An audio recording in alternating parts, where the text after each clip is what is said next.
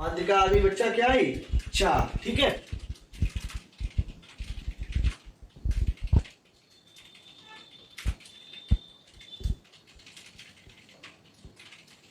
इसमें भी इसमें भी 4 प्रकार के सवाल हैं। माध्य निकालने में भी 4 प्रकार के सवाल थे और इसमें भी हमारे कितने प्रकार के हैं? 4 ही प्रकार के सवाल हैं। ठीक है, और फिर बहुलक हो जाएगा तो बच्चों 11-12 प्रकार के सवाल हो जाएंगे।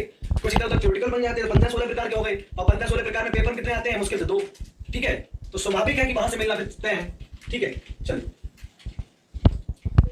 अब बच्चों है टाइप 3। इसमें क्या होता है? इसमें बच्चों वर्ग अंतराल के फॉर्म में, वर्ग अंतराल के रूप में हमें पद दिए जाते हैं और उसकी बारंबारता दी जाती है। बारंबारता दी जाएगी। वर्ग अंतराल के रूप में हमें पद दिए जाएंगे और उसकी बारंबारता, जैसे मान लो पद दिए x1 x2 बेटा x3 x4 और उसके बाद ध्यान देना x5 x6। फिर सवाल जब कराएंगे तो बहुत क्लियर हो जाएगा। और बारंबारता की फ्रीक्वेंसी वो क्या दी जाएगी बेटा? f1 f2 और f3। ठीक है, तो बच्चा हम क्या करते हैं, इसमें कैसे निकालते हैं? इस तरह के सवाल में बच्चा हम क्या करते हैं वो चीज ध्यान दो।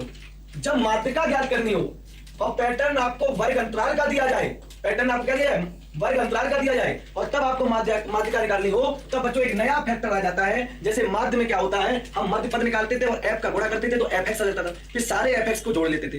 लेकिन अब यहाँ क्या करते हैं? वर्ग अंतराल बारंबारता। अब हम क्या करते हैं? तो संचयी बारंबारता निकालते हैं।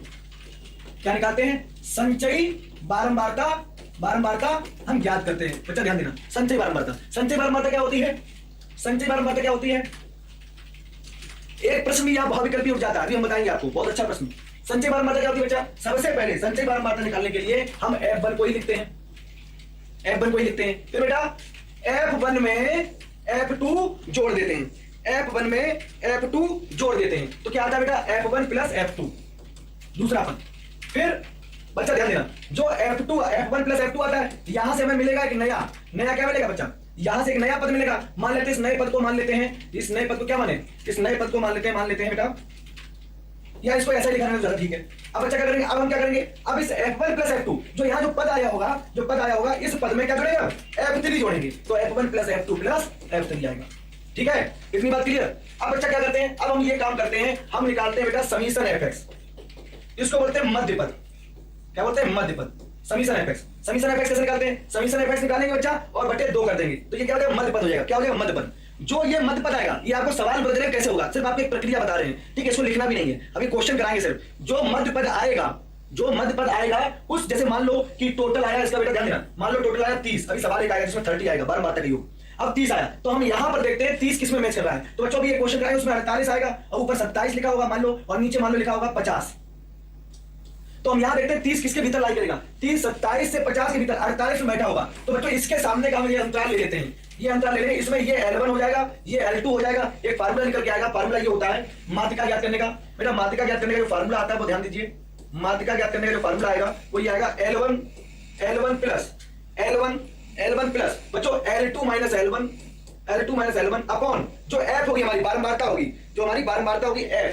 तो यहां पर बारंबारता कौन सी बच्चा? ये वाली है, ये वाली जो अंतराल हम पकड़ेंगे। मान लो ये F2 हो गया। ठीक है, यहाँ क्या होगा बेटा? F2 और उसके बाद क्या आएगा? F2 आएगा, F2 और उसके बाद क्या आएगा बच्चा?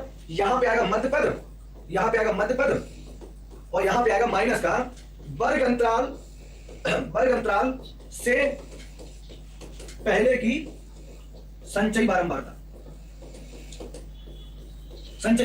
मतलब मध्य पद क्या होगा बेटा? ये मध्य पद होगा वर्ग अंतराल से पहले, ये वर्ग अंतराल है, इससे पहले संचयी बारंबारता क्या होगी? इससे पहले संचयी बारंबारता ये होगी। ठीक है ना, तो ये एक रफली प्रक्रिया है, अब इसमें एक सवाल देखते हैं, उसको लिखना नहीं है, उसको नहीं लिखना, सवाल में ही पूरी कहानी आ जाएगी। अब हम एक सवाल लिखवाते हैं, वो लिखिए। आपको अंक दिए जा रहे हैं बेटा, ध्यान देना, आपको अंक दिए जा रहे हैं 0 से 10, 10 से 20, 20 से 30, 30 से 40। ठीक है, जो अभी हमने टेबल बनवाई है उसको नहीं लिखना है, वो सिर्फ एक रफली तरीके से समझा रहे थे। अब हम सवाल से जब समझाएंगे तो आपको बिल्कुल क्लियर होगा। ठीक है ना, ठीक है, तो 20 से 30, 30 से 40 और 40 से 50, ये यहां से आपको बिल्कुल क्लियर हो जाएगा एकदम से। ठीक है, अब इसकी बारंबारता लिख देते हैं, बारंबारता लिखते हैं अंक, ये मानो बंटन क्या है? 0 से 10 में ये कितने बार आया? 6 बार। 0 से 10 में 6 बार। ठीक है, फिर 15 बार, फिर 27। ठीक है, 15 27, उसके बाद 9 और 3। ठीक है, ये इतना आपको सवाल में दिया जाएगा और वो यहां पर आपसे प्रश्न करेगा कि इसकी माध्यिका ज्ञात करो। इतनी बात करेगा सिर्फ, माध्यिका ज्ञात करो। हाजी बेटा ध्यान देना, ये है माध्यिका ज्ञात करने का तीसरा तरीका। इस तरह का जब वर्ग अंतराल का रूप दिया जाए, पहला तरीका क्या बोला, जब हमारे पदों की संख्या विषम होगी तो सीधी सीधी बात है कि आरोही क्रम में लिख लो और n+1/2 पद का मान लिख दो। सीधा सवाल में कलम भी नहीं चलाने की जरूरत है, कलम चलाने की जरूरत ही नहीं है। दूसरी बात यह है, जब पदों की संख्या सम है तो दो मध्य पद होंगे, एक n/2 पद और एक n/2+1 पद, और पूरे के नीचे 2 से भाग दे देंगे। तीसरा, जब इस वर्ग अंतराल के रूप में दिया जाए और तब आपसे माध्यिका की बात करी जाए तो बच्चों ध्यान देना, माध्यिका ज्ञात करने के लिए बारंबारता होती है, संचयी बारंबारता ज्ञात करते हैं। क्या करते हैं अभी भी मैंने बताया था, अभी रफली बता रहे थे, अब वो इस तरह से समझ लीजिए। संचयी बारंबारता ज्ञात करते हैं, अब बिल्कुल समझ में आएगा आपको, क्योंकि अब डिजिट के रूप में आंसर आएगा। संचयी बारंबारता में क्या कहा, 6 को तो पहले ऐसे लिख लेंगे, 6 को ऐसे ही एज इट इज हम लिख लेंगे 6। उसके बाद क्या बचेगा, 6 में 15 जोड़ो, कितना हो गया बेटा, 15 6 कितने होते हैं 21, 21 में 27 जोड़ो, कितना हो जाएगा बच्चा 48, 48। अब 48 में 9 जोड़ो, 48 में हमारे जब 9 जोड़ेंगे कितना आएगा 57, और 57 बेटा 3 जोड़ो कितना आएगा 60। आ गया, बताइए। अब बेटा पहले इसका योग कर लेते हैं, समीशन f है, f कितना आएगा बच्चा, योग करो इसका, तो यहां पे ये आएगा 36 9 9 18, ठीक है, और यहां पे आएगा ये 33 और 33 40 50 60, कितना आ गया 60 आ गया, कितना आ गया 60 आ गया, कितना आ गया बच्चा, इसका योग कितना आ गया 60 आ गया। अब बच्चों यहां से सबसे पहले मध्य पद ज्ञात करते हैं, क्या मध्य पद क्या होता है, जो ये समीशन f आता है, समीशन f का हाफ कर देते हैं, कितना आया 60/2 मतलब 30, ये मध्य पद आ गया। बेटा ध्यान देना, अब जो रिजल्ट है फार्मूला, माध्यिका ज्ञात करने का फार्मूला लिख के बताते हैं आपको। माध्यिका ज्ञात करने का फार्मूला ये होता है L1 plus L2 minus L1, हाजी L1 plus L2 minus L1 upon F, ठीक है, और यहां हो जाएगा, यहां पे हो जाएगा बेटा मध्य पद में से वर्ग अंतराल से पहले की संचयी बारंबारता,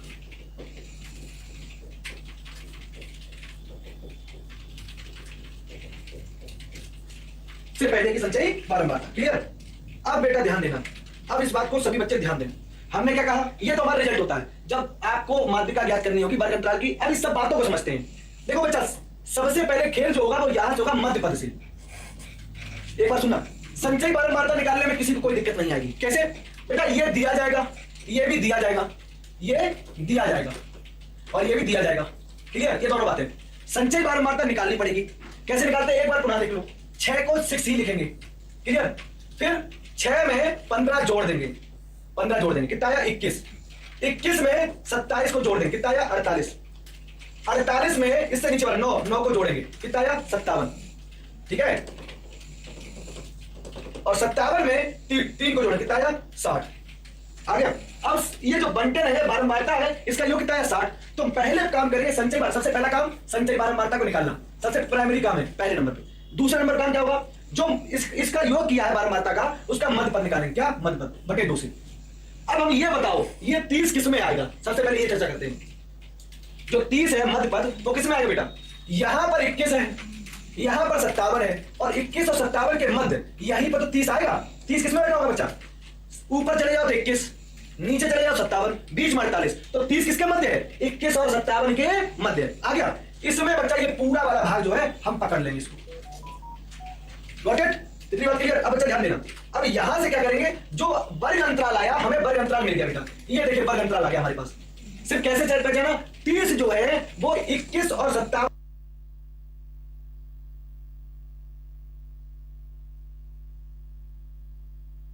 के मध्य इसमें लाई करेगा। अब बच्चों ध्यान देना, यहां से ये जो है ये हमारा L1 है, तो L1 कितना आ गया, आगे देखो मान 20, L1 का मान निकल आया। अब L2 का मान कहां से आएगा, L2 बच्चा ये रहेगा, L2 का मान कितना आ गया 30 आ गया। क्लियर हो गया, बताओ कोई दिक्कत। अब बारंबारता हमारी क्या होगी, ये f होती है, तो ये बारंबारता हम ये वाली सिलेक्ट करेंगे, कर लेंगे, तो f का भी मान आ गया कितना 27। देखिए सारे मान आपने जांच कर लिए, यहां पर तो इतना काम कर रहे हैं, पेपर में सब लिखा ही होगा, सिर्फ आपको ये टेबल निकालनी है और मध्य पद पता करना है, किनके मध्य, कौन सी संचयी बारंबारता के मध्य। तो 21 और 57 के मध्य 48 है, इसी में मध्य पद बैठा है, तो ये पूरा वाला टेबल हम जो है पूरा कवर कर लेंगे पूरा। और जब कवर कर लेंगे तो L1 ये हो गया, L2 ये हो गया, स्मॉल f ये हो गया, ठीक है, तो L1 हो गया, L2 हो गया, स्मॉल f हो गया, मध्य पद का मान तो ये हो ही गया है ना। अब ये जो मध्य पद में से घटा रहे हैं,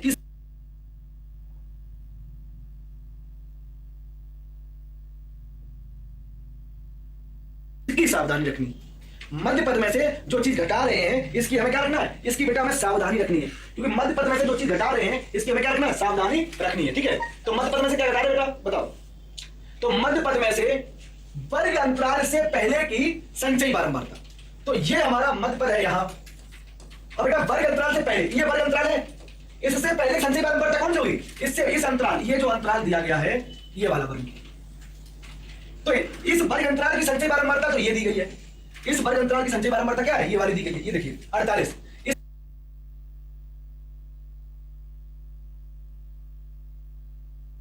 इससे पहले कौन सी है 21, इससे पहले कौन सी है 21। तो इसको लिख देते हैं, इसको कोई नाम दे देते हैं, इसको नाम दे देते हैं।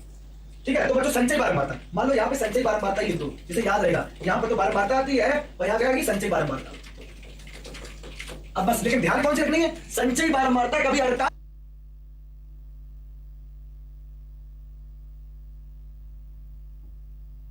मत ले लेना, 48 से पहले क्या है 21। तो संचयी बारंबारता हमारे देखो एक वैल्यू और रहनी थी, वो भी क्या तो संचयी बारंबारता कितनी आई 21। क्लियर। तो बच्चों अब ये सारे के सारे मान इसमें रख दो, सारे के सारे मान जब इसमें रख देंगे तो बेटा ध्यान देना, सारे मानों को अगर यहाँ रखते हैं तो L1 कितना बेटा, L1 20 प्लस बेटा ध्यान देना L2 कितना है 30 और 30 में से 20 घटाओ और F से भाग दो 27 से।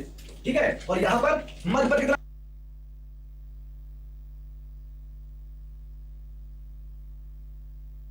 है 30 और 30 में से 21 घटा दो, कितना 21 घटा दो। ठीक है, अब बच्चों जब इसको हल करोगे तो आप हल कर लेना, मैं आंसर दे रहा हूं 23.33 आएगा, क्या आएगा 23.33 आएगा, कितना आएगा 23.33 आएगा।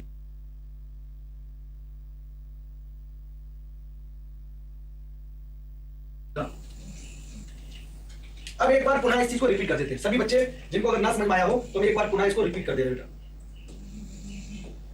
हाँ जी, अब ध्यान देना सभी बच्चे, एक बार पुनः देखें, आपको देखो एक बार देख लो सभी बच्चे, जब हमारा माध्यिका पूछा जाए और वर्ग अंतराल का रूप दिया जाए तो बेटा आपको ये चीज जो है ना अंक ये दिए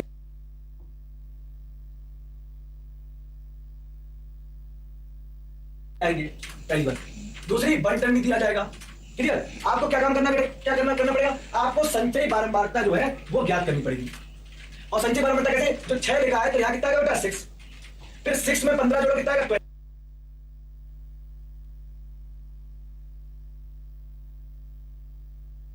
21 में 27 जो कितना आएगा 48, 48 में 9 जो कितना आएगा 57, 57 में 3 जो कितना आएगा 60।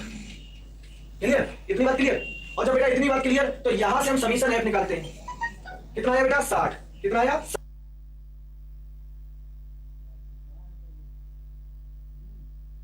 60। ठीक है ना बेटा, जब ये 60 आया तो बच्चा ध्यान, हम यहां से मध्य पद निकाल लेते हैं, मध्य पद कितना आ गया बेटा 30 आ गया बटे 2 करके, और जो मध्य पद आया यही पूरी सूचना दे देता है कि हमें किस टेबल में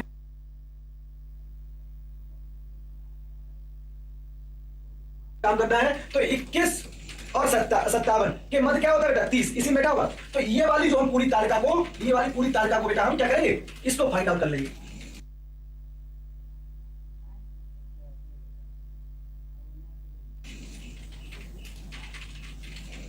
ये वाली मिल गई।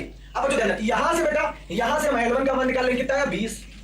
वर्ग अंतराल जो पहली बात होती है L1, दूसरा क्या होता है L2, क्या होता है बच्चा L2 आया 30।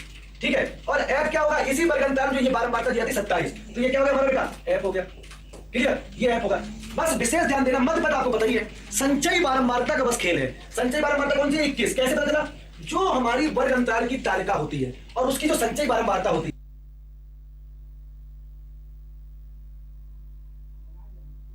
उससे ठीक ऊपर वाली बारंबारता लेते हैं, कौन सी 21।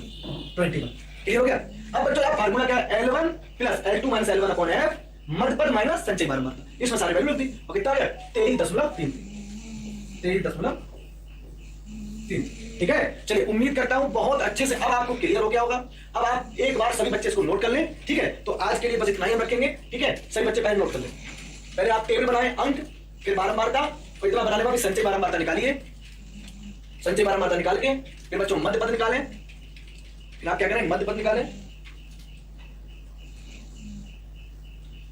और मध्य पद को ये देख लो कि बेटा मध्य पद किस में आ रहा है, तो मध्य पद किस में आ रहा है 2157 के मध्य 48 में आ रहा है। बस यही हम पूरी टेबल को नोट कर लेंगे। इसमें जो पहला अंतराल होगा वो L1, दूसरा अंतराल होगा वो L2, ये F हो जाएगा स्मॉल f, और ये ऊपर वाला मान जो है संचयी बारंबारता के ऊपर वाली जो बारंबारता है वो संचयी बारंबारता को लेते हैं और मध्य पद होता है, और मध्य पद में से संचयी बारंबारता घटा देते हैं। ये नीचे सूत्र लिखा हुआ है, ठीक है। चलिए बेटा नोट कर लो सभी बच्चे। तो इस तरह से माध्यिका जो है हमने पूरी तरीके से पढ़ लिया, माध्यिका के बारे में हमने बच्चों पूरी तरह से अध्ययन कर लिया, ठीक है। चलिए उम्मीद करता हूं सभी का नोट हो गया होगा, ठीक बेटा, सभी का नोट हो गया होगा।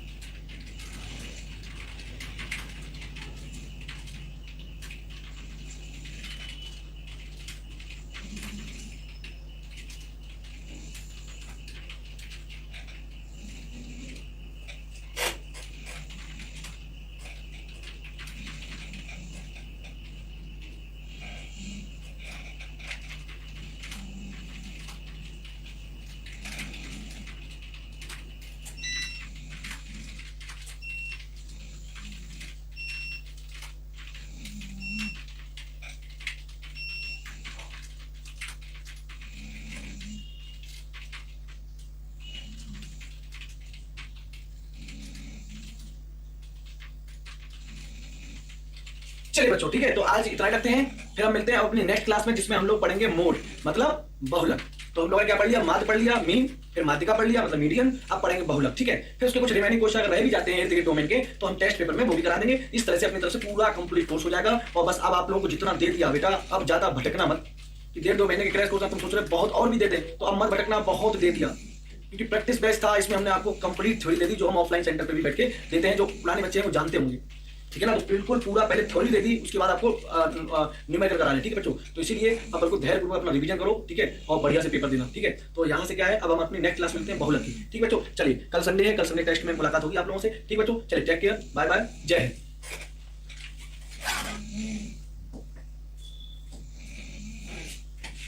चलिए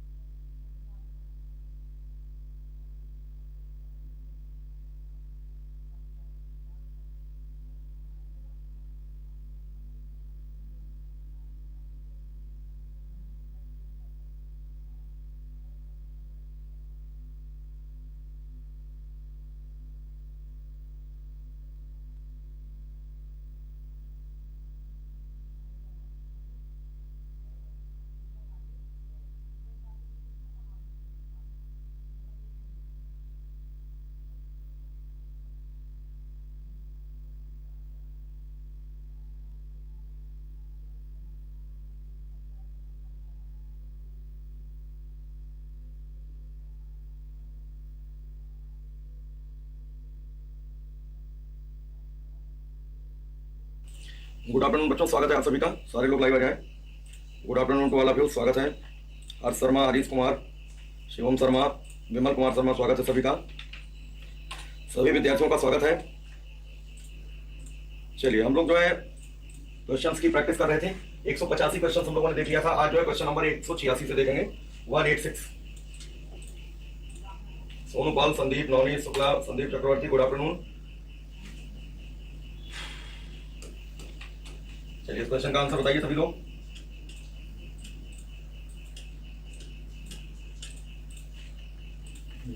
उष्मीय विकिरण द्वारा किसी वस्तु के ठंडे होने की दर, उष्मीय विकिरण द्वारा किसी वस्तु के ठंडे होने की दर वस्तु व वातावरण के बीच तापांतर के अनुक्रमानुपाती होता है। इसे कहते हैं न्यूटन का शीतलन नियम। ठीक है, उष्मीय विकिरण द्वारा किसी वस्तु के ठंडे होने की दर वस्तु व वातावरण के बीच के ताप के अंतर के समानुपाती। तो ऑप्शन देखिए इसमें, वस्तु के ताप के अनुक्रमानुपाती नहीं, ये तो सही नहीं है।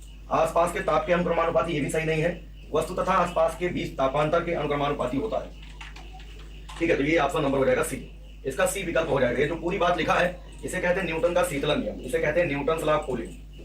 न्यूटन का शीतलन नियम, न्यूटन का शीतलन नियम है ये, न्यूटन लॉ ऑफ कूलिंग। किसी वस्तु के ठंडे होने की दर, या हम बोलते हैं उष्मा हानि की दर। किसी वस्तु के ठंडे होने की दर या उष्मा हानि की दर वस्तु व वातावरण के बीच जो ताप में अंतर होता है उसके अनुक्रमानुपाती होता है या समानुपाती होता है। इसे न्यूटन का शीतलन नियम कहते हैं। अब एक क्वेश्चन और पूछा जाता है, न्यूटन का शीतलन नियम विशेष नियम है। न्यूटन का शीतलन नियम विशेष नियम है, विशेष नियम है स्टीफन के नियम का, स्टीफन के नियम का। न्यूटन का शीतलन नियम विशेष नियम है स्टीफन के नियम का। ठीक है, 181 नंबर कौन सा है? 181 नंबर, 181 नंबर बता रहे हैं।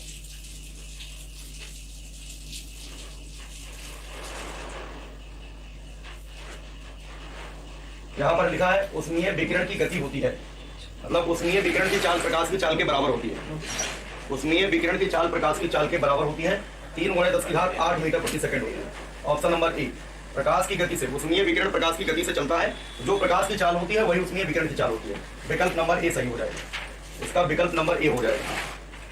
ठीक है, चलिए अगला देखते हैं। ये तो बता दिया था हमने, कल ही बता दिया।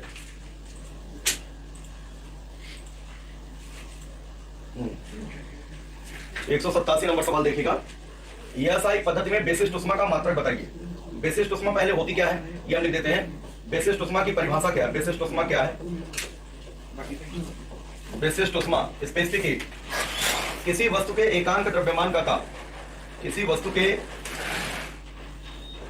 एकांक द्रव्यमान का ताप, किसी वस्तु के एकांक द्रव्यमान का ताप 1 डिग्री सेंटीग्रेड बढ़ाने के लिए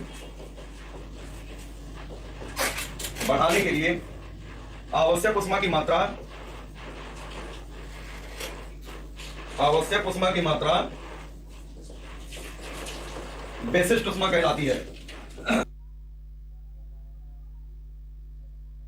आवश्यक उष्मा की मात्रा विशिष्ट उष्मा कहलाती है। किसी वस्तु के एकांक द्रव्यमान का ताप 1 डिग्री सेंटीग्रेड बढ़ाने के लिए आवश्यक उष्मा की मात्रा विशिष्ट उष्मा कहलाती है, स्पेसिफिक हीट कहलाती है। ठीक है, विशिष्ट उष्मा कहलाती है। अब देखिए, उष्मा का सूत्र आप लोगों को याद रखना है।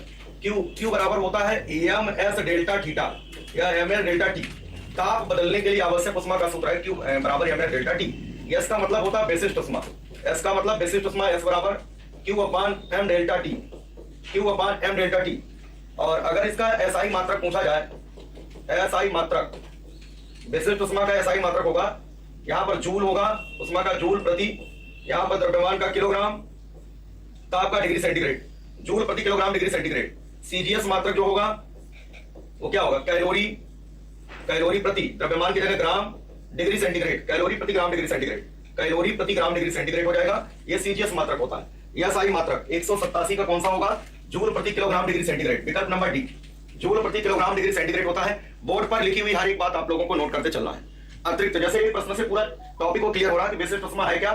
विशिष्ट उष्मा या कोई भी उष्मा हो अदिश राशि होती है उसका एसआई मात्रक और सीजीएस मात्रक भी हमने नोट कर दिया। जितने भी ज्ञात ठोस और द्रव है, ठीक है, सभी ज्ञात ठोसों और द्रव में जल की विशिष्ट ऊष्मा सबसे ज्यादा होती है।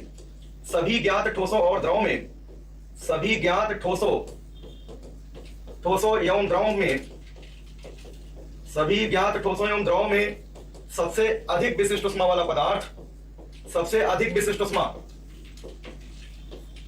सबसे अधिक विशिष्ट ऊष्मा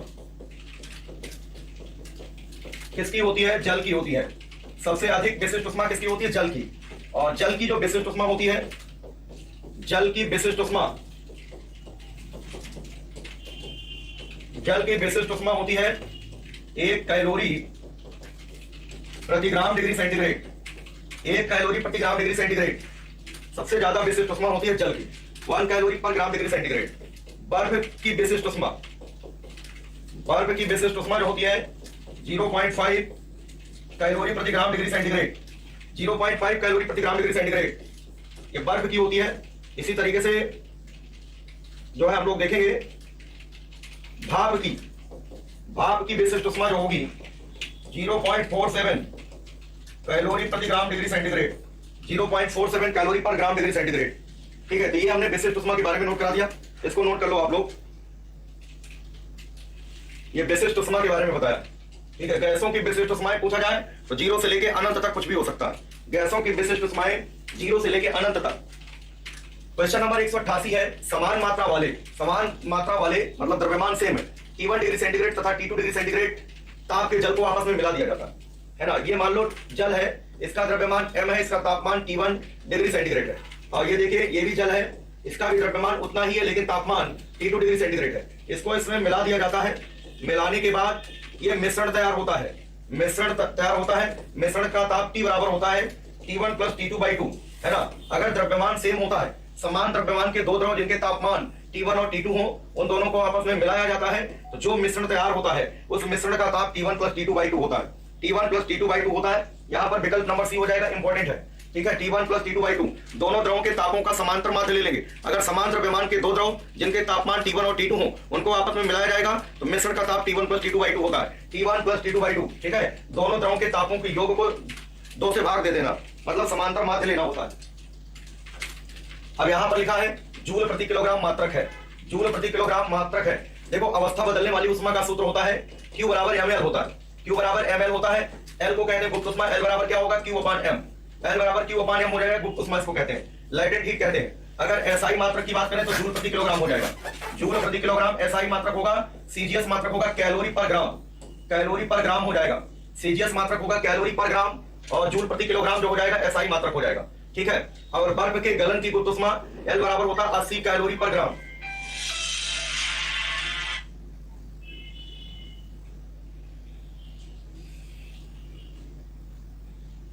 अस्सी कैलोरी पर ग्राम, 80 कैलोरी पर ग्राम होता है।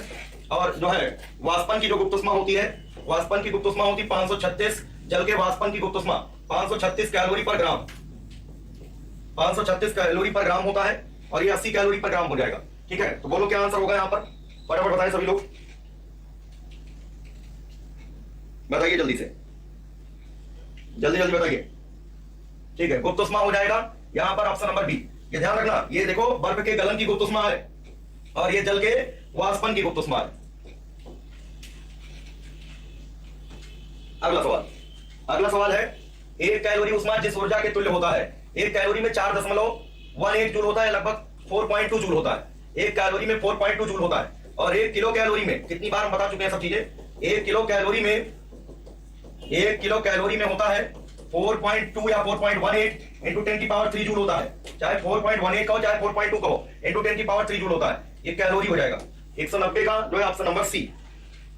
ठीक है, 4.18 होता है जिसको 4.2 कहते हैं। सी विकल्प इसका सही होगा। आंसर देते रहिए सभी लोग। उष्माधारिता क्या चीज होती पहले बता दें। देखो विशिष्ट ऊष्मा हमने बताया, किसी वस्तु के द्रव्यमान, एकांक द्रव्यमान का ताप 1 डिग्री सेंटीग्रेड बढ़ाने के लिए आवश्यक ऊष्मा को विशिष्ट ऊष्मा कहते हैं। और अगर कहते हैं किसी वस्तु के संपूर्ण द्रव्यमान का ताप, किसी वस्तु के संपूर्ण द्रव्यमान का ताप, संपूर्ण द्रव्यमान का ताप, किसी वस्तु के पूरे द्रव्यमान का ताप 1 डिग्री सेंटीग्रेड बढ़ाने के लिए आवश्यक ऊष्मा बढ़ाने के लिए आवश्यक उष्मा, बढ़ाने के लिए आवश्यक उष्मा, इसे कहते हैं उष्माधारिता, थर्मल कैपेसिटी कहते हैं। किसी वस्तु के संपूर्ण द्रव्यमान का ताप 1 डिग्री सेंटीग्रेड बढ़ाने के लिए आवश्यक उष्मा उष्माधारिता होती है।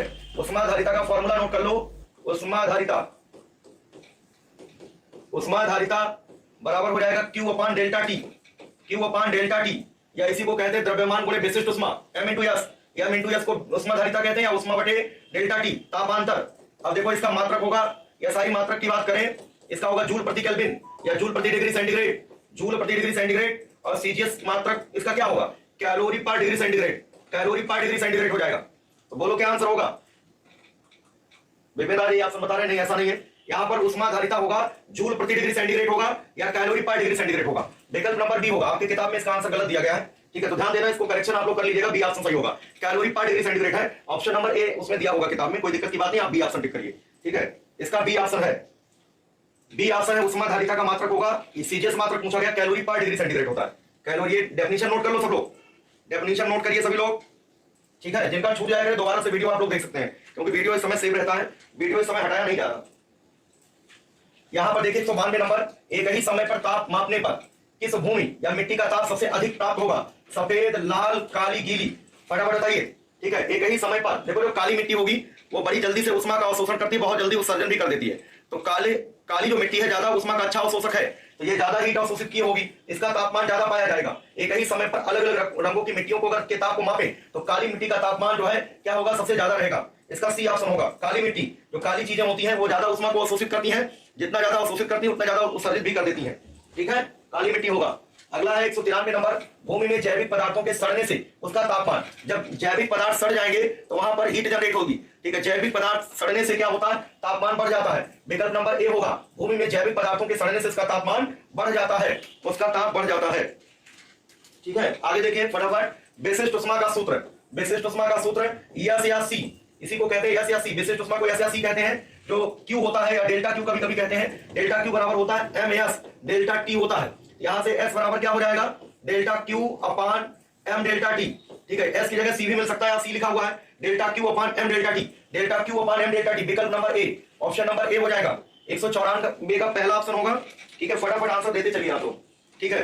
अब देखिए, अधिक विशिष्ट उष्मा वाले पदार्थ, अधिक विशिष्ट उष्मा वाले पदार्थ, जिस पदार्थ की विशिष्ट उष्मा ज्यादा होती है वो जल्दी से गर्म होते हैं, सॉरी देर से वो गर्म होते हैं और देर से ठंडे होते हैं। अगर किसी पदार्थ की विशिष्ट उष्मा ज्यादा है, इसका मतलब क्या है, वो देर से गर्म होते हैं, समय लगता है गर्म होने पर, और ठंडा होने में भी उसे टाइम लगता है। जैसे पानी है, पानी की विशिष्ट उष्मा जो है ज्यादा होती है, इसका मतलब ये देर में गर्म होता है, अगर ये गर्म हो गया तो ठंडा होने में भी इसको टाइम लगता है। तो देरी से गर्म होना, देरी से ठंडा होना, ठीक है। तो क्या आंसर होगा, देरी से गर्म तथा देरी से ठंडा होते हैं। विकल्प नंबर बी, इसका बी ऑप्शन है, 195 का बी, जिसका विशिष्ट उष्मा ज्यादा होगा, इसका मतलब देर से गर्म होंगे, देर से ठंडे भी होंगे।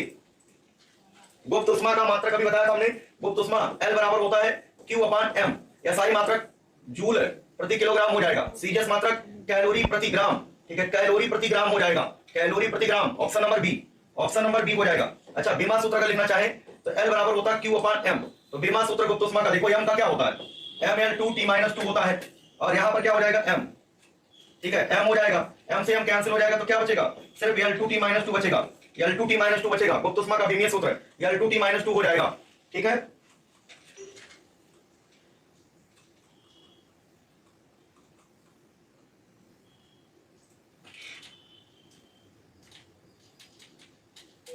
अगला सवाल देखिए फटाफट,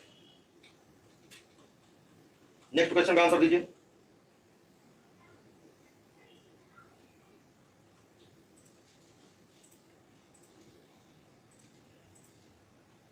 अगले सवाल का आंसर बताइए। द्रव का किसी भी ताप पर गैस अवस्था में परिवर्तन कहलाता है। द्रव का किसमें जाना, गैस अवस्था में, ठीक है, क्या कहलाता है, ठीक है, वेरी गुड, वाष्पन, वेपराइजेशन हो जाएगा। द्रव का गैस में जाना क्या कहलाता है, वेपराइजेशन यानी वाष्पन कहलाता है, वाष्पन कहलाता है। चलिए आगे देखते हैं, बर्फ में नमक मिलाने पर उसका गलनांक। बच्चों, जब बर्फ में कोई भी लवण मिलाया जाता है, कोई भी साल्ट मिलाया जाता है, तो उसका तापमान 0 डिग्री सेंटीग्रेड से कम हो जाता है, ठीक है, 0 डिग्री सेंटीग्रेड से कम हो जाता है, ये 0 डिग्री सेंटीग्रेड से कम हो जाता है। यह मिश्रण हिम मिश्रण कहलाता है, यह मिश्रण हिम मिश्रण कहलाता है, हिम मिश्रण कहलाता है, इसे हिम मिश्रण कहते हैं। बर्फ में कोई भी लवण मिलाया जाता है तो उसका तापमान 0 डिग्री सेंटीग्रेड से कम हो जाता है। ऐसे मिश्रण को हिम मिश्रण कहते हैं। इसका विकल्प नंबर ए होगा। इसका विकल्प नंबर ए होगा 198 का ए ऑप्शन, 198 का पहला ऑप्शन होगा। चलिए आगे देखते हैं। जब बर्फ पिघलकर पानी बनता है, देखो बर्फ है ठोस, है ना, बर्फ है ठोस, और जब ये पिघल करके पानी में, पानी का मतलब जब ये द्रव में बदलेगा, बर्फ ठोस होता है और पानी जो है द्रव होता है। जब बर्फ से पानी बनेगा तो बर्फ को उष्मा देनी पड़ेगी, उष्मा देनी पड़ेगी, तो उष्मा देनी पड़ेगी मतलब उष्मीय ऊर्जा। और जब पानी आएगा, पानी में बदल जाएगा, पानी में बदल जाएगा तो पानी में अणुओं की गति होने लगती है। जब बर्फ के अणु उष्मा पा जाते हैं तो गति करना शुरू कर देते हैं, तो उष्मीय ऊर्जा गतिज ऊर्जा में बदल जाती है, उष्मीय ऊर्जा गतिज ऊर्जा में बदल जाती है ना। तो ऑप्शन नंबर ए हो जाएगा, उष्मीय ऊर्जा गतिज ऊर्जा में बदल जाती है। ठीक है, थर्मल एनर्जी काइनेटिक एनर्जी में बदलेगी।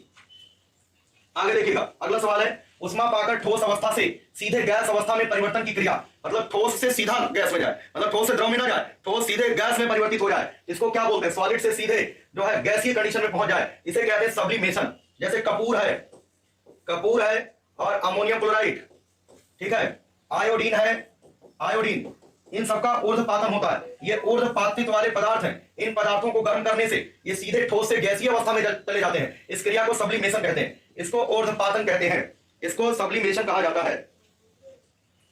आगे देखिएगा, फटाफट आंसर देते रहिए। किसी पदार्थ के 1 किलोग्राम द्रव्यमान को उसके क्वथनांक पर द्रव से गैस अवस्था में लाने के लिए आवश्यक उष्मा को क्या कहते हैं? किसी पदार्थ के 1 किलोग्राम द्रव्यमान को उसके क्वथनांक पर द्रव से गैस अवस्था में लाने के लिए, मतलब अवस्था बदलने के लिए, द्रव से गैस अवस्था में लाने के लिए आवश्यक उष्मा को क्या कहते हैं? फटाफट बताइएगा। अगर देखो ठोस से द्रव में लाना होता तो गलन की गुप्त उष्मा होती, यहाँ द्रव से गैस में ले जाना है, इसको बोलते हैं वाष्पन की गुप्त उष्मा। क्या हो जाएगा? यहाँ देखो द्रव से गैस में ले जाना, अवस्था बदलना है, तो वाष्पन की गुप्त उष्मा हो जाएगी, लैटेंट हीट ऑफ वेपराइजेशन। विकल्प नंबर सी, वाष्पन की गुप्त उष्मा। ठीक है, अगला सवाल देखो, 202 नंबर सवाल। पिघलने पर ए पदार्थ का आयतन बढ़ता है। ठीक है, जैसे कोई भी पदार्थ है जो ठोस, हम यहां लिखवा दे रहे हैं, जो ठोस पिघलने पर आयतन में बढ़ते हैं, आयतन में बढ़ते हैं, जैसे सल्फर हुआ, रबर हुआ, जो पदार्थ या जो ठोस पिघलने पर आयतन में बढ़ते हैं, जैसे सल्फर, रबर, ठीक है, उन पर दाब बढ़ाने पर, नोट कर लो, दाब बढ़ाने पर, उन पर दाब बढ़ाने पर गलनांक बढ़ता है, गलनांक बढ़ता है, उन पर दाब बढ़ाने पर गलनांक बढ़ता है। जो ठोस पिघलने पर आयतन में बढ़ते हैं, जैसे सल्फर हुआ, रबर हुआ, उन पर दाब बढ़ाएंगे, दाब बढ़ाने पर गलनांक क्या हो जाएगा? बढ़ जाएगा। आयतन में जो बढ़ते हैं उन पे दाब बढ़ाने पर गलनांक बढ़ जाएगा। और दूसरा पॉइंट, इसको नोट कर लो पहले। देखो हम ये कह रहे हैं कि जो पदार्थ पिघलने पर या मेल्ट होने पर, ठोस से द्रव में बदलने पर आयतन में बढ़ते हैं, उन पे दाब बढ़ाने पर गलनांक बढ़ेगा। और अगर जो है सिकुड़ते हैं, आयतन अगर घटता हो, जैसे बर्फ, ठीक है, जो पदार्थ पिघलने पर या जो ठोस पिघलने पर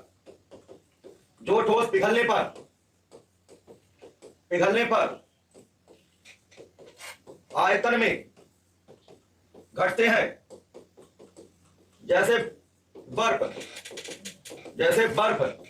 आयतन में घटते हैं, उन पर दाब बढ़ाने पर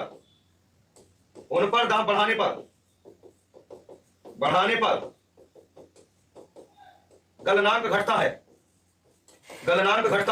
उन पर दाब बढ़ाने पर गलनांक घटता है। अब देखो कह रहा पिघलने पर ए का आयतन बढ़ता है और बी का आयतन घटता है, तो दाब बढ़ाने पर दोनों पर गलनांक, इस पर ए पर गलनांक बढ़ेगा और बी पर गलनांक घटेगा। ठीक है, ए का गलनांक बढ़ेगा जबकि बी का घटेगा। विकल्प नंबर बी हो जाएगा, इसका ऑप्शन नंबर बी ऑप्शन सही होगा। ठीक है, ऑप्शन नंबर इसका बी सही होगा। चलिए, गुप्त उष्मा का सूत्र Q बराबर ml हो जाएगा, ऑप्शन नंबर सी हो जाएगा। गुप्त उष्मा का सूत्र पूछा गया है। ठीक है, Q बराबर ml। आगे देखिएगा, यहाँ पर उष्मा Q तथा W में क्या संबंध होता है? W बराबर कार्य और उष्मा में संबंध, W बराबर JQ होता है, या कभी कभी W बराबर JH लिखा होता है, JH, कार्य और उष्मा में संबंध, W बराबर JH। J को कहते हैं उष्मा का यांत्रिक तुल्यांक होता है, इसे कहते हैं उष्मा का यांत्रिक तुल्यांक। और J का जो मान होता है 4.18 जूल प्रति कैलोरी होता है, 4.18 जूल प्रति कैलोरी। ये जो W बराबर JQ है, इसमें J को उष्मा का यांत्रिक तुल्यांक कहते हैं, इसका मान 4.18 जूल प्रति कैलोरी होता है, जूल प्रति कैलोरी, W बराबर JQ। विकल्प नंबर ए। ये जो J होता है, J ना कोई भौतिक राशि है ना कोई नियतांक है, यह एक परिवर्तक गुणक है। जे ना कोई भौतिक राशि है ना कोई नियतांक है, यह एक परिवर्तक गुणक है। ये भी पॉइंट लिख लेना, जे एक कन्वर्जन फैक्टर होता है। आगे देखिएगा उष्मा के यांत्रिक तुल्यांक जे का मात्रक क्या होगा, जूल प्रति कैलोरी हो जाएगा, जूल प्रति कैलोरी हो जाएगा। जे ना कोई भौतिक राशि है ना कोई नियतांक है, यह एक परिवर्तक गुणक है, यह एक परिवर्तक गुणक है। आगे देखिए उष्मा के यांत्रिक तुल्यांक का मान क्या होता है, 4.18 जूल प्रति कैलोरी, 4.18 जूल प्रति कैलोरी। विकल्प नंबर बी, विकल्प नंबर बी हो जाएगा 4.18 जूल प्रति कैलोरी। अगला सवाल देखिएगा, कार्य किसी भी प्रकार से किया जाए उससे उत्पन्न उष्मा की मात्रा सदैव किए गए कार्य के, देखो W समानुपाती क्या होता है Q, तभी तो W बराबर JQ होता है, तभी तो W बराबर JQ होता है। कार्य और उष्मा में संबंध, देखो कार्य किसी भी प्रकार से किया गया हो उससे उत्पन्न उष्मा Q सदैव कार्य के क्या होता है, समानुपाती होता है, अनुक्रमानुपाती होती है, अनुक्रमानुपाती। विकल्प नंबर सी इसका होगा, विकल्प सी। ठीक है, W और Q दोनों आपस में क्या होता है, समानुपाती होता है। W और Q समानुपाती होता है, समानुपाती को ही अनुक्रमानुपाती कहते हैं। दोनों का एक ही मतलब होता है, समानुपाती अनुक्रमानुपाती एक ही होता है। आगे देखिएगा बाह्य दहन इंजन का उदाहरण है, बाह्य दहन इंजन। देखो ये जो कार का इंजन है, ट्रक इंजन है, बस का इंजन है, इसमें फ्यूल अंदर में ही जलता है। इसमें जो फ्यूल होता है, डीजल या पेट्रोल जो होता है वो अंदर में ही जलता है। इसको तो आंतरिक दहन इंजन है, ये आंतरिक दहन इंजन होता है। लेकिन जो भाप इंजन होता है, ठीक है, ये भाप इंजन, ये बाह्य दहन इंजन होता है। इसकी दक्षता जो है 15 से 17% तक होती है, 15 से 17% होती है भाप इंजन। एक बार पूछा गया था यूपी कैडेट में, भाप इंजन की दक्षता कितनी होती है, 17% ऑप्शन में लिखा था। ऑप्शन नंबर डी हो जाएगा। ठीक है, इसका भाप इंजन।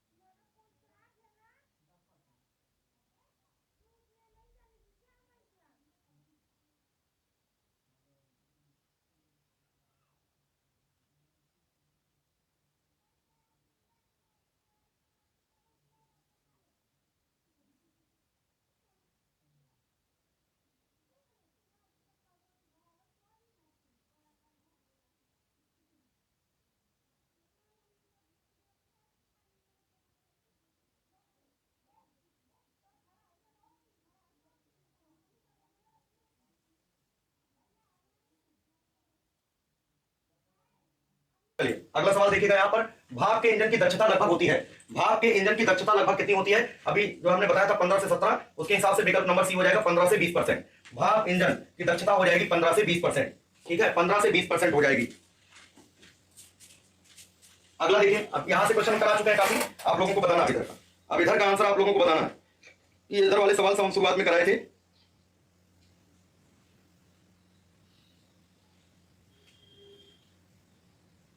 ठीक है, जल्दी बताइए। यहां पर ओसांक पर कमरे में उपस्थित जलवाष्प का दाब का मान होता है न्यूनतम वाष्प दाब के बराबर, अधिकतम वाष्प दाब के बराबर, वायुमंडलीय दाब के बराबर, शून्य। जल्दी बताएं इसका आंसर। ये हम एक बार करा चुके हैं सवाल। ओसांक पर कमरे में उपस्थित जलवाष्प का दाब का मान न्यूनतम वाष्प दाब के बराबर होता है, अधिकतम वाष्प दाब के बराबर होता है, वायुमंडलीय दाब के बराबर होता है, 0 होता है। क्या आंसर है? ठीक है, बी ऑप्शन हो जाएगा, अधिकतम वाष्प दाब के बराबर। ऑप्शन नंबर बी, इसका बी ऑप्शन होगा। ठीक है, बी विकल्प हो जाएगा। आगे देखिएगा, आपेक्षिक आर्द्रता को व्यक्त किया जाता है। आपेक्षिक आर्द्रता मात्राहीन विमाहीन होता है, इसको प्रतिशत में दर्शाते हैं, इसको प्रतिशत में दर्शाते हैं। ऑप्शन नंबर डी हो जाएगा, इसका डी विकल्प हो जाएगा। आपेक्षिक आर्द्रता को प्रतिशत में दर्शाते हैं, प्रतिशत में। आगे देखिए 212 नंबर, ओस पड़ने के लिए वायुमंडल का ताप होना चाहिए, ओस पड़ने के लिए वायुमंडल का ताप होना चाहिए ओसांक से अधिक, ओसांक के बराबर, ओसांक से कम, जल के हिमांक से कम। ये भी क्वेश्चन आप लोग पढ़ चुके हो, जल्दी बताओ फटाफट इसका आंसर बताइए जल्दी से, सारे लोग बताइए। ओस पड़ने के लिए वायुमंडल का ताप होना चाहिए, ओसांक से अधिक होना चाहिए, ओसांक के बराबर होना चाहिए, ओसांक से कम होना चाहिए, जल के हिमांक से कम होना चाहिए। बताओ इस क्वेश्चन का आंसर जल्दी से, फटाफट बताएं। ठीक है, काफी लोग सी ऑप्शन बता रहे हैं, ओसांक से कम। ऑप्शन नंबर सी हो जाएगा, ऑप्शन नंबर सी। ठीक है, सी ऑप्शन होगा। ये सब क्वेश्चन करा चुके हैं, एक बार फटाफट देख लो। रिवीजन के तौर पर। नेक्स्ट क्वेश्चन देखिएगा, जिस ताप पर वायु में उपस्थित जल वाष्प उसी वायु के संतृप्त करने के लिए पर्याप्त होती है उसे कहते हैं ओसांक कहते हैं, क्वथनांक कहते हैं, हिमांक कहते हैं, वाष्पांक कहते हैं। बोलो क्या आंसर होगा इसका? इसका आंसर बताइए जल्दी से। जिस ताप पर वायु में उपस्थित जल वाष्प उसी वायु को संतृप्त करने के लिए पर्याप्त होती है उसे क्या कहते हैं? जल्दी बताएं, फटाफट बताइए। इस क्वेश्चन का आंसर बता दें। 213 नंबर का अभय पटेल, मोन्टू गौतम, व्योम त्रिपाठी। ठीक है, तो ओसांक कहते हैं, ऑप्शन नंबर ए। इसका विकल्प नंबर ए सही होगा, इसका विकल्प नंबर ए होगा। चलिए अगला सवाल देखिए। ओसांक ज्ञात करने के लिए उपकरण प्रयुक्त किए जाते हैं। ओसांक ज्ञात करने के लिए कौन सा उपकरण उपयुक्त किया जाएगा, उपयोग करेंगे? बेंचुरीमीटर। तो ये तो द्रव के प्रवाह की दर ज्ञात करते हैं, इसका आंसर होगा डी, आर्द्रता मापी। ठीक है, आर्द्रता मापी हो जाएगा।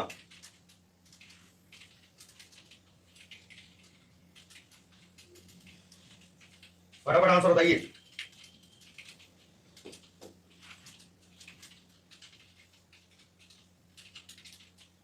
ठीक है, इसके बाद 215 नंबर। चलिए इसका आंसर बताइए। 215 नंबर, यदि वायु का ताप इतना गिर जाए कि उसमें उपस्थित जलवाष्प संतृप्त जलवाष्प हो जाए, यदि वायु का ताप इतना गिर जाए कि उसमें उपस्थित जलवाष्प संतृप्त जलवाष्प हो जाए, ओस गिरती है, ओस नहीं गिरती है, कुहासा पड़ता है, कोहरा पड़ता है, क्या आंसर होगा? इसका आंसर बताएं सभी लोग, बताएं जल्दी से, फटाफट बताइए।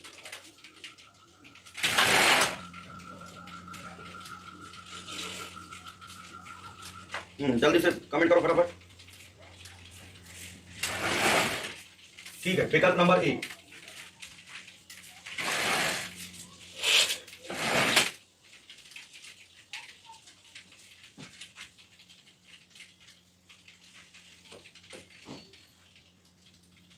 चलिए अगला सवाल बताइए फटाफट, इसका आंसर कमेंट करें सभी लोग।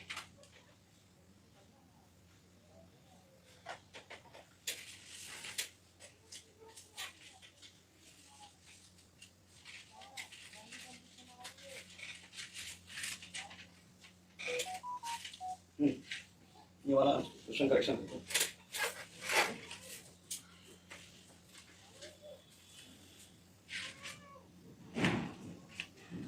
इसके बाद वाला क्वेश्चन देखिए पहले। ठीक है, 217 नंबर, इसमें करेक्शन।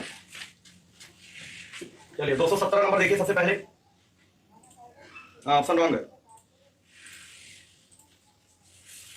इस क्वेश्चन का आंसर बताइए सभी लोग, 217 का।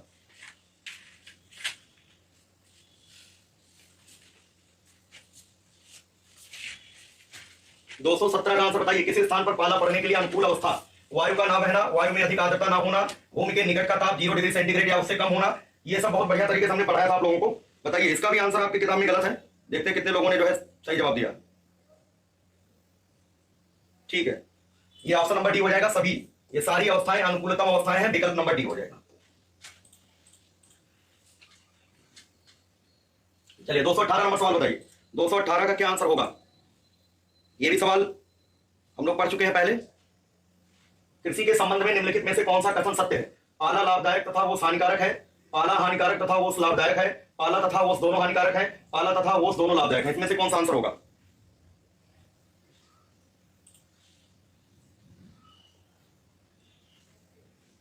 ठीक है, ऑप्शन नंबर बी हो जाएगा इसका, पाला हानिकारक तथा वो लाभदायक है। बिल्कुल सही ऑप्शन है ऑप्शन नंबर बी, विकल्प नंबर बी सही होगा। इसके बाद है 219 नंबर सवाल। वायु के वेग की दिशा ज्ञात करने वाले यंत्र को क्या कहते हैं? वायु के वेग की दिशा, एक तो कहेगा वायु के वेग को ज्ञात करने के लिए, एक तो वेग की दिशा। वायु के वेग की दिशा ज्ञात करने वाला यंत्र क्या है और वायु का वेग मापक यंत्र कौन सा है, ये बताइए।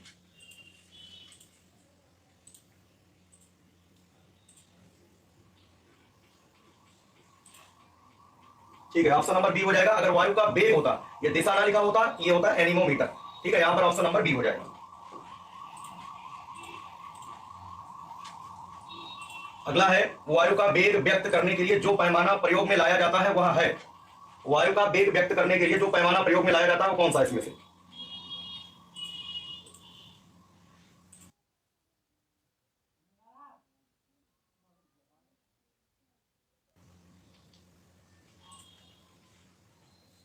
जल्दी से बताएं।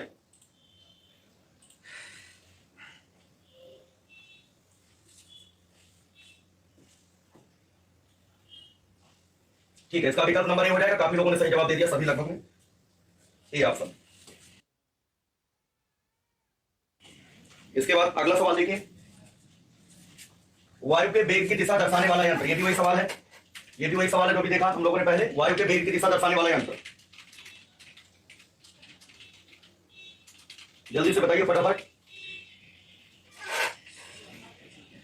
ठीक है, विकल्प नंबर ए हो जाएगा, ऑप्शन नंबर ए।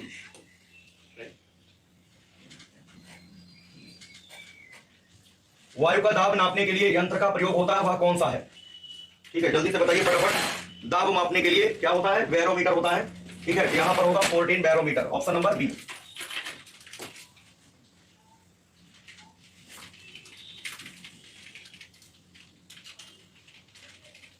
इसका आंसर बताइए 223।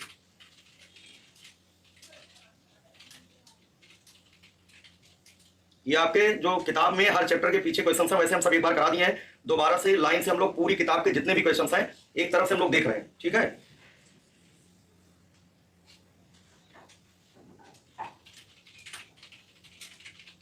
ठीक है, सभी का सही है, ऑप्शन नंबर डी हो जाएगा, वायुमंडल की उष्मा।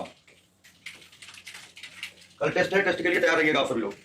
और कोई भी विद्यार्थी जो है नकल करेगा नहीं, क्योंकि बहुत सारे लोग कॉपी खोल करके और जो है उसको पढ़ लेते हैं फिर आंसर टिक करते हैं। ऐसा नहीं करना है, ईमानदारी से करिए। ठीक है, वायु दाब लेखी बैरोग्राफ में दाब की रीडिंग के लिए प्रयोग किया जाता है। इसका आंसर बताइए 224 नंबर।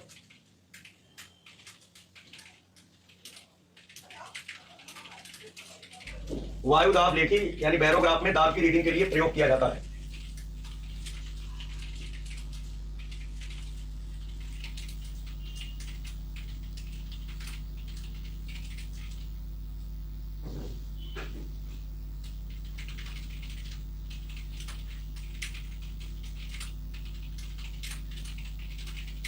ठीक है, जितने लोग जो है सी ऑप्शन बता रहे हैं उनका बिल्कुल सही है, सी विकल्प सही होगा।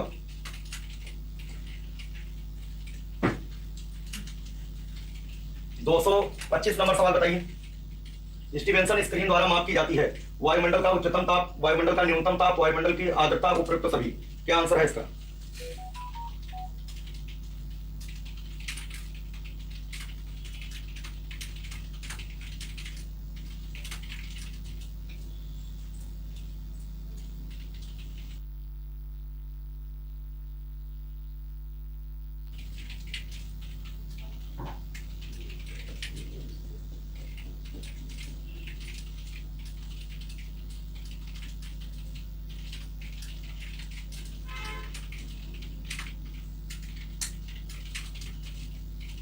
ठीक है, डी ऑप्शन होगा, सभी उपयुक्त सभी, ऑप्शन नंबर डी।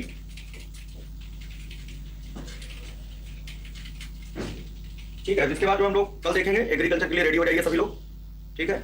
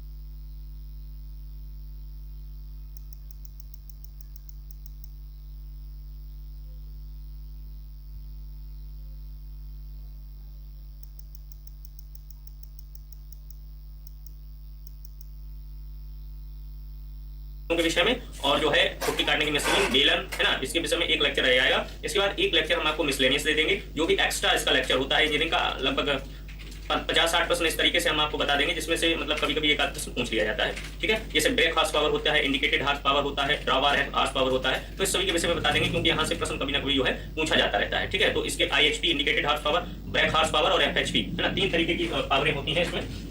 तो तीनों को हम आपको जो है नेक्स्ट क्लास में बता देंगे। एक होता है ब्रेक हॉर्स पावर, BHP होता है, FHP होता है, फ्रैक्शनल हॉर्स पावर होता है, और एक होता है IHP इंडिकेटेड हॉर्स पावर होता है। ठीक है, तो 3 होता है। ठीक है, break horse power, fractional horse power और इंडिकेटेड हॉर्स पावर, यानी कि सांकेतिक अश्वशक्ति। तीनों को अगर लिखना चाहें तो लिख सकते हैं। इसको हम आगे बताएंगे आपको। ब्रेक हॉर्स पावर, BHP, है ना, FHP fractional horse power, fractional horse power, और इसके बाद है आपकी indicated horse power, indicated horse power IHP। 3 तरीके की आपके हॉर्स पावर विद्यार्थियों देखने को मिलेंगे, एक तो ब्रेक हॉर्स पावर, एक फ्रैक्शनल हॉर्स पावर, और एक जो होती है इंडिकेटेड हॉर्स पावर, यानी कि सांकेतिक अश्वशक्ति। तो तीनों के विषय में हम आपको कल नेक्स्ट क्लास में बताएंगे। एक प्रश्न आप यहीं पर आप हॉर्स पावर की जब बात चल रही है तो आप लिख सकते हैं, एक हॉर्स पावर बराबर विद्यार्थियों होता है, एक हॉर्स पावर बराबर होता है कितना, एक हॉर्स पावर बराबर होता है कितना होता है, 746 वाट होता है, या 4500 kg मीटर पर मिनट होता है, या 75 kg मीटर पर सेकंड होता है। ये तीनों वैल्यू लिख लीजिएगा, तीनों में से किसी भी तरीके से घुमा के पूछ सकता है ना। ये होता है एक हॉर्स पावर। और एक हॉर्स पावर में प्रश्न ये भी पूछा जाता है कि मनुष्य की अश्वशक्ति कितने हॉर्स पावर होती है, या एक बैल की अश्वशक्ति कितने हॉर्स पावर की होती है। यूपी कैटेगरी में ये भी प्रश्न पूछा गया। तो एक बैल की अश्वशक्ति होती है, एक बैल की अश्वशक्ति 0.65 हॉर्स पावर होती है। वहीं एक मनुष्य की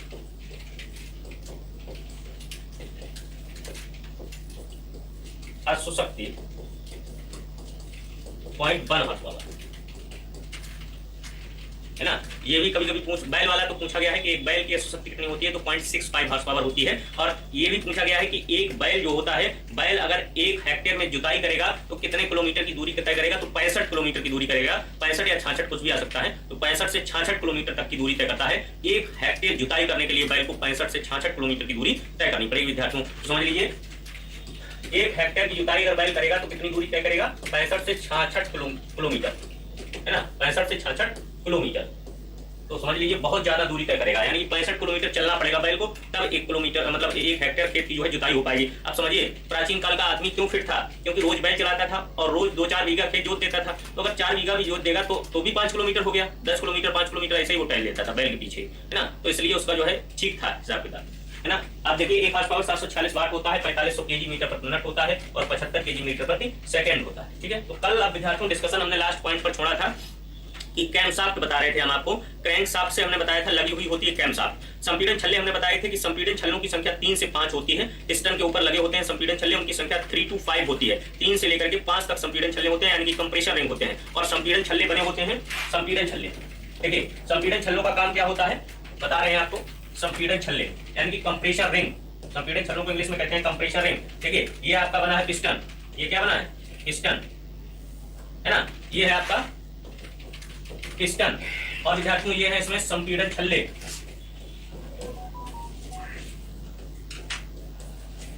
ये है इसमें कंप्रेशर रिंग,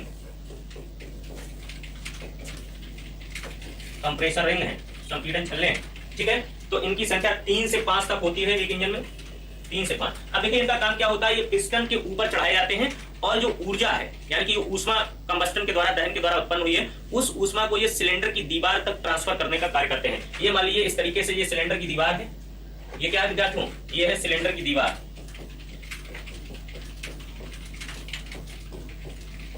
ये है सिलेंडर की दीवार, और इस दीवार पर इन छल्लों के द्वारा जो है ऊष्मा को ट्रांसफर किया जाता है, ऊर्जा को ट्रांसफर किया जाता है। संपीड़न छल्लों के द्वारा दीवार पर ऊर्जा को ट्रांसफर किया जाता है। ठीक है, तो यही संपीड़न छल्लों का कार्य होता है। 3 से 5 होते हैं, और संपीड़न छल्ले जो विद्यार्थियों होते हैं वो बने होते हैं प्रेस्ड स्टील के।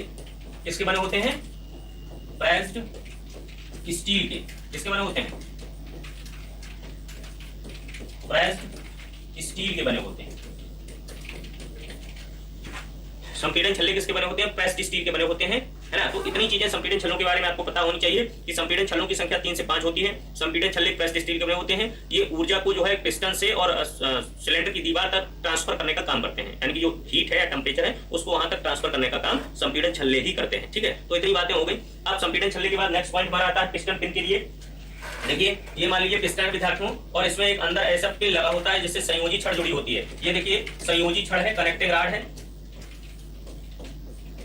या इसी को कहते हैं कनेक्टिंग रॉड है। और ये आपका पिस्टन है, ये आपका लगा हुआ है पिस्टन पिन, पिस्टन पिन।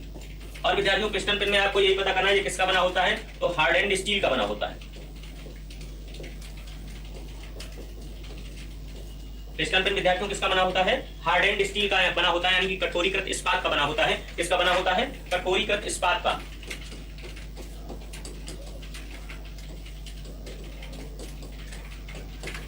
इसका बना होता है कठोरीकृत इस्पात का बना होता है, हार्ड एंड स्टील का बना होता है कौन? पिस्टन की पिन, ठीक है। तो पिस्टन पिन पिस्टन में लगा देंगे, कनेक्टिंग रॉड से जोड़ देंगे तो हमारा जो है पिस्टन काम करेगा ठीक से। तो इसमें संपीड़न छल्ला हुआ, इसमें पिस्टन पिन हुई, है ना। अब एक होती है आयल पिन, ठीक है। छोटे छोटे इसमें जो पॉइंट है वो हम आपको बता दे रहे हैं, उसके बाद फिर आगे बढ़ेंगे। आयल पिन होती है, आपका प्रश्न आएगा आयल पिन के विषय में। अभी तो पिस्टन पिन हुई, अब आयल पिन देखिए, आयल पिन कहते हैं इसे। देखिए आयल पिन क्या होती है, ये जो है देखिए इस तरीके से, ये क्रैंक शाफ्ट है। ये क्या है विद्यार्थियों? क्रैंक शाफ्ट है कि नहीं है। और यहां से ऐसे पिस्टन लगा हुआ है, और इसी से क्रैंक शाफ्ट से नीचे ये क्रैंक केस होता है। ये नीचे वाला पूरा भाग क्या कहलाता है? ये कहलाता है क्रैंक केस, ठीक है। ये कहलाता है क्रैंक केस, जिस पर क्रैंक शाफ्ट रखी होती है, जिस पर क्रैंक शाफ्ट रखी होती है उसे कहते हैं हम क्रैंक। जिस पर, ऐसे भी समझ सकते हैं, जिस पर क्रैंक शाफ्ट रखी होती है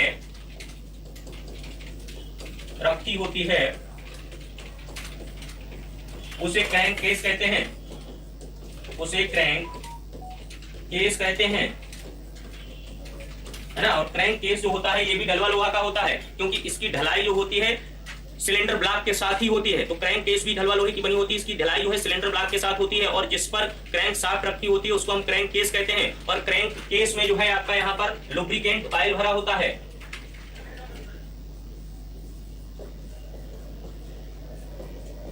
स्नेहक भरा होता है विद्यार्थियों। स्नेहक क्या भरा होता है? स्नेहक। अब देखिए ऑयल पेन जो होती है उसका काम क्या होता है? ऑयल पेन जो है यहाँ पर लगी रहती है ना। और ये जो है जब इंजन की ये शाफ्ट घूमकर नीचे की तरफ जाएगी, कौन? जो क्रैंक शाफ्ट होगी वो जब नीचे की तरफ जाएगी तो ऑयल पेन जो है लुब्रिकेंट ऑयल में डूब जाती है, फिर ऊपर चली जाती है, फिर डूब जाती है, तो डूबती रहती है उसमें बार बार। और डूबने से क्या होता है? ऑयल पेन में जो है ऑयल चढ़ जाता है, लुब्रिकेंट ऑयल। देखिए इसमें से ये ऑयल चढ़ जाएगा और फिर ये ऐसा करके ऊपर इंजन के पूरे पार्ट्स में जो है पहुंचती रहती है। और क्या पहुंचाता रहता है? स्नेहक को पहुंचाता रहता है हर पार्ट में इंजन के हर पार्ट में लुब्रिकेंट ऑयल को पहुंचाता रहता है ना। स्नेहक को पहुंचाता रहता है। देखिए कई प्रकार के लुब्रिकेंट ऑयल प्रयोग किए जाते हैं, जैसे SAE है ना, SAE 40,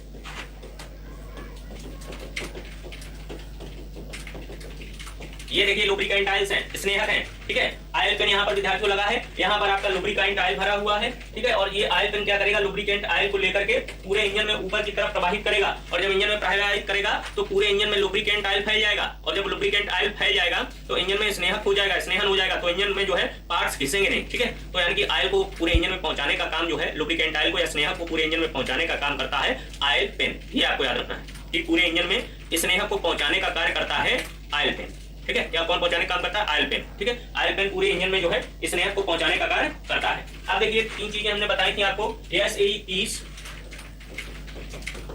SAE 40 और SAE 90। देखिए ये होता है society automobile engineering, society automobile engineering, है ना। ये होता है SAE। अब ये देखिए प्रयोग होगा आपका सर्दियों में, SAE 30 सर्दियों में, SAE 40 गर्मियों में, और SAE 90 ट्रैक्टर में।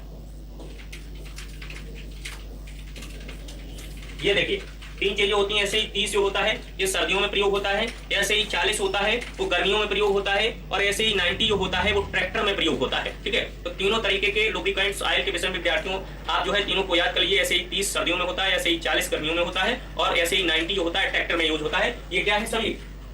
ये सभी जो है वो है स्नेहक। क्या होते हैं? स्नेहक होते हैं, यानी कि लुब्रिकेंट्स होते हैं। ठीक है, सभी स्नेहक होते हैं, लुब्रिकेंट्स होते हैं। ठीक है, तो इन लुब्रिकेंट्स को ट्रैक्टर में जो है यूज किया जाता है जिससे कि फ्रैक्शन अधिक ना हो, घर्षण अधिक ना हो। ठीक है, चलिए अगली बात विद्यार्थियों इसमें आती है बाल्ब टाइमिंग की, यानी कि कितने एंगल पर। हमने एक चीज आपको बताई थी, बाल्ब टाइमिंग के विषय में बताते हैं।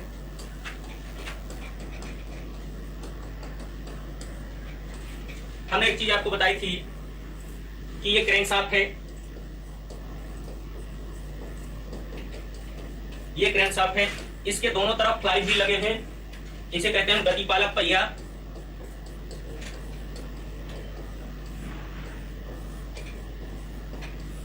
इसको हम कहते हैं गतिपालक पहिया। इधर भी एक गतिपालक पहिया लगा है।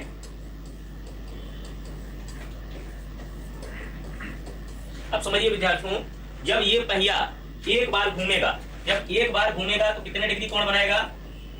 360 डिग्री एक बार। और जब दो बार घूमेगा तो 360 गुणे 2 यानी कि 720 डिग्री, है ना। जब ये पहिया एक बार घूमेगा तो कितना कोण बनाएगा? 360 डिग्री। और जब ये दो बार घूमेगा तो 360 गुणे 2 का मतलब होता है 720 डिग्री कोण बनाएगा। हमने एक प्रश्न आपको बताया था कि जब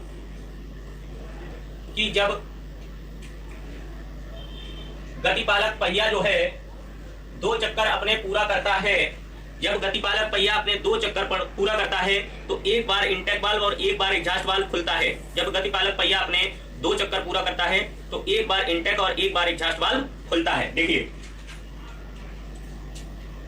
अब इस पहिए ने अगर 2 चक्कर आपने पूरे कर लिए, है ना, 2 बार घूम गया तो 720 डिग्री घूम गया, और 720 डिग्री जब ये घूमेगा तो एक बार इंटेक वाल्व खुलेगा और एक बार एग्जॉस्ट वाल्व खुलेगा। अब देखिए एक यहां पर प्रश्न यही आता है,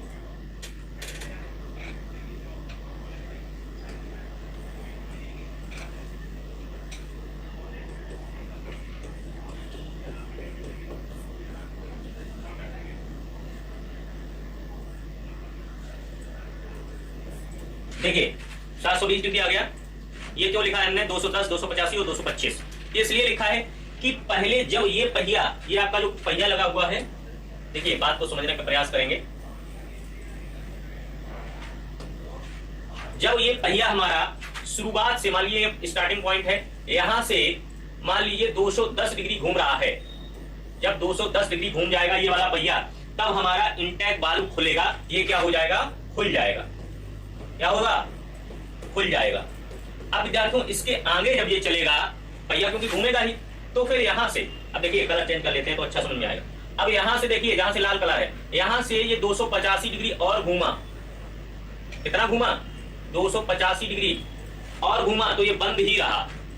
अब यहां से जब ये 285 के बाद घूमेगा, यानी कि हरा कलर ले लेते हैं, तो अब एग्जॉस्ट वाल्व खुलेगा और यहां तक खुल जाएगा। यानी कि देखिए यहां तक चक्कर कितने पूरे हो गए? टोटल 2। देखिए एक चक्कर ये यहां से चला और यहां तक आ गया 1 चक्कर, और यहां से फिर यहां चला तो 2 चक्कर, है ना। तो 2 चक्कर पूरे हो गए। बात समझ में आ गई होगी आपको? देखिए फिर समझिए, पहले यहां से चला पहला चक्कर और 210 डिग्री तक चला, तो क्या हो गया? इंटेक वाल्व खुला 210 डिग्री पर। वहां से फिर चला, फिर देखिए 285 तक जब चला तो क्या हुआ? एग्जॉस्ट वाल्व खुल गया, इंटेक वाल्व खुला, बंद रहा, दोनों वाल्व बंद रहे। यहां से लेकर के यहां तक दोनों वाल्व क्या रहे?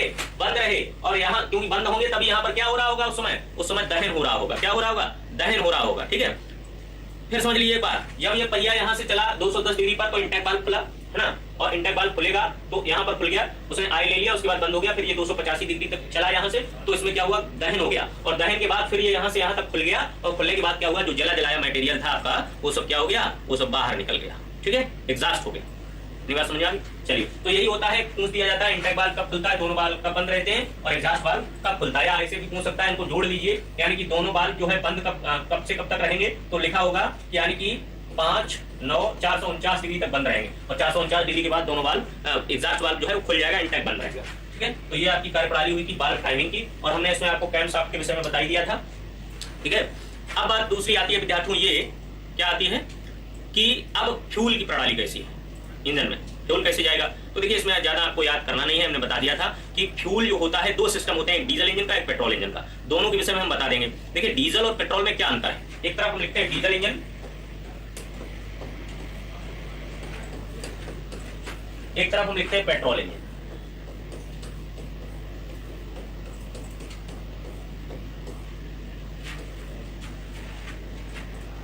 ठीक है, अब देखिए पहला पॉइंट ये है कि डीजल इंजन में जो ऑयल आता है, मान लीजिए ये समझिए पिस्टन है, ये इंटेक वाल्व है, ये एग्जॉस्ट वाल्व, ठीक है, इसको इन कहते हैं, इसको एक्स कहते हैं। और जब डीजल इंजन की स्थिति ये होती है कि पहले हवा इसमें आ जाती है, डीजल नहीं आता है, और फिर इसमें गर्म हवा हो जाती है। कैसी हवा हो जाती है विद्यार्थियों, यहाँ पर गर्म हवा होती है, और गर्म हवा के ऊपर क्या होता है, नोजल से डीजल का छिड़काव होता है, यानी कि 126 से लेकर के 175 केजी प्रति सेंटीमीटर स्क्वायर के दाब से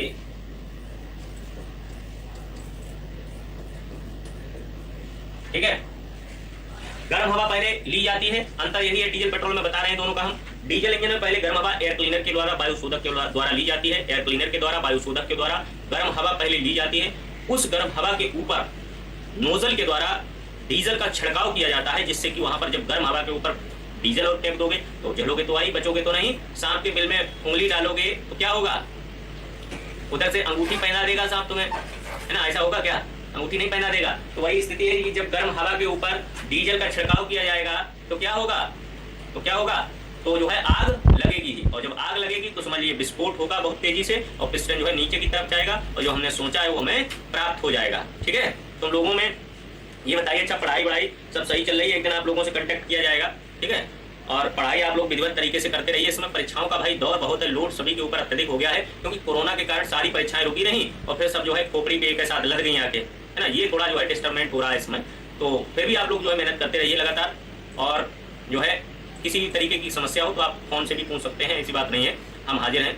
ठीक है, कोई भी किसी भी विद्यार्थी का कैसा भी प्रश्न हो तो पूछ सकता है, कोई इसमें समस्या की बात नहीं है, चाहे पढ़ाई से संबंधित हो या फिर और भी, है ना, एडमिशन से संबंधित कोई भी दिक्कत हो या जानकारी लेना हो तो ले सकता है, हम बता देंगे। ठीक है, तो ये है कि आप लोग जो है रेगुलर लगे रहें, किसी भी बाह्य अवक्षेप के द्वारा जो है अपने आप को जो है अट्रैक्ट ना होने दें, या किसी भी चीज़ को जो है इधर उधर अपना टाइम डिस्टर्ब ना करें। ठीक है, और लगातार लगे रहें। ठीक है, तो डीजल इंजन के विषय में बता रहे थे। कुछ लोग ऐसे हैं इसमें जिनको इस समय नींद खूब आ रही होगी, है ना, इस समय क्या नींद तो खैर आती रहती है, कोई बात नहीं है, तो एक्टिव रहिए, थोड़ा कम खाइए, गम खाइए और परीक्षा के लिए तैयारी करिए। ठीक है, डीजल इंजन के विषय में मैंने बताया था कि इसमें गर्म हवा आती है, और गर्म हवा के ऊपर ही जो है छिड़काव किया जाता है, किसका, गर्म हवा के ऊपर ही डीजल का छिड़काव किया जाता है। तो कम्बस्ट, देखिए एग्रीकल्चर में एक सुविधा है, हम आपको बता दे रहे हैं कि अगर आप लगे रहे और थोड़ा भी मेहनत करते रहे तो तुम्हें नौकरी से कोई रोक नहीं सकता, है ना। क्या होगा, नौकरी से अच्छी नौकरियां लोगे, ऐसे नहीं, खराब नौकरी नहीं, अच्छी नौकरियां तुम्हें जो है मिलेंगी। तो इसलिए आप जो है एग्रीकल्चर लिए हो, ये सबसे अच्छी बात है कि एग्रीकल्चर लिए हो, और बस थोड़ा मेहनत, इसी समय जो मेहनत कर लोगे वही है। एक बार एडमिशन हो गया फिर इतना मेहनत कभी नहीं, इतना कर दोगे तुम IAS हो जाओगे, इतनी अगर मेहनत करती पूरी 4 साल, कोई रोक नहीं पाएगा इतनी मेहनत अगर 4 साल कर दिए जितनी 1 साल में तुम लोगों ने की। लेकिन इससे कम आदि भी करते रहोगे तब भी PCS हो जाओगे एग्रीकल्चर, है ना। तो ये है तुम्हारा जीवन जो है सुधर जाएगा, इसलिए एग्रीकल्चर जो लिया है बस यही पढ़ना है, समझ लीजिए। BSc में भी इतना हमने बता दिया है, इससे थोड़ा बहुत ज़्यादा बस केवल इंग्लिश लिखने की कला आ जाए और BSc पार हो जाएगी, कोई दिक्कत नहीं। अब देखिए पेट्रोल इंजन की कार्यप्रणाली में और डीजल इंजन की कार्यप्रणाली में अंतर क्या है, हम बता रहे थे आपको।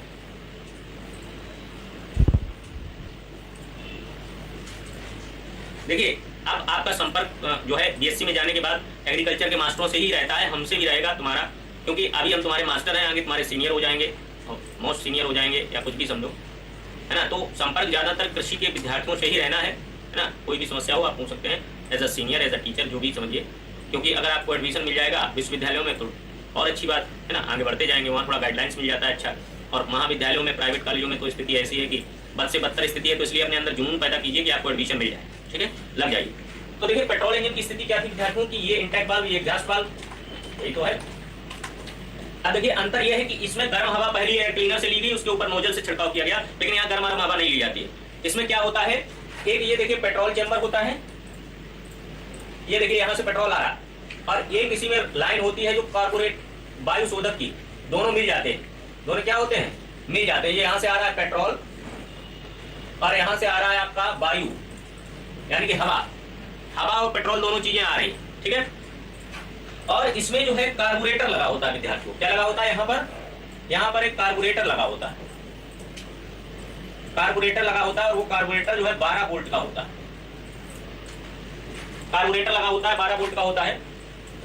अब समझिए, जब वो कार्बोरेटर, पहले तो हवा आ रही है, पेट्रोल आ रहा है, और हवा जो है इसमें वेंचुरी से गुजरती है। वेंचुरी का मतलब होता है, देखिए जैसे कोई ये बड़ा स्थान है, यहाँ से हवा आ रही है, फिर इसको जो है सकरा कर दिया जाए, बिल्कुल छोटा स्थान, यहाँ से हवा को निकाला जाए, ये हो गई आपकी वेंचुरी, ये हो गई आपकी वेंचुरी। तो वेंचुरी से हवा को विद्यार्थियों को प्रवेश कराया जाता है, जिससे हवा हमारी जो है बहुत ज्यादा गर्म हो जाती है, ठीक है। यहाँ पर हवा बहुत गर्म हो गई, पेट्रोल के साथ गर्म हवा अंदर प्रवेश की इंटेक वाल्व से, और अंदर गर्म था, ये आपने ऊपर से जो है 12 वोल्ट का करंट, और उसे जैसे गैस जलाते हो ना, गैस की चिंगारी, लाइटर गैस का होता है ना, इसे गैस खोल के फिर उसके मुंह पे मारते हो चिंगारी, तो इसके भी मुंह पे एक जो है चिंगारी गिरेगी आती है। गर्म हवा और पेट्रोल दोनों चीजें हैं, और पेट्रोल के ऊपर तुम चिंगारी मारोगे कार्बोरेटर से, तो क्या होगा, तो आग लगेगी कि नहीं लगेगी, तो धड़ाका होगा, विस्फोट होगा, और यहाँ पर जो है पिस्टन नीचे की तरफ आ जाएगा। ये डीजल इंजन की कार्यप्रणाली है, ये पेट्रोल इंजन की है। अंतर देखिए आप, इसमें गर्म हवा पहले आई, ऊपर से नोजल से पेट्रोल का डीजल का छिड़काव किया गया, जिससे विस्फोट हुआ। यहाँ पर हवा और पेट्रोल दोनों साथ आए, और क्या हुआ, 12 वोल्ट की कार्बोरेटर लगा था, जिससे कि करंट दिया गया लाइटर से, जिससे कि हमारा क्या हुआ, विस्फोट हुआ, ठीक है। चोक का क्या काम होता है, कुछ लोग पूछेंगे कि चोक गाड़ी में क्यों लगी होती है। अब देखिए चोक क्यों लगी होती है, हम पूरी गाड़ी आपको बनवा देंगे औजार, है ना, पूरा इंजन खोल के जो है बांध सकते हैं, समझ रहे हैं, डायनामा भी बना देंगे, इंजन भी खोल के बांध देंगे, बशर्ते औजार होने चाहिए। चोक देखिए, लोग कहते हैं चोक ले लीजिए। चोक विद्यार्थियों जो होता है वो इसलिए ली जाती है, करिए हवा की पूर्ति के लिए।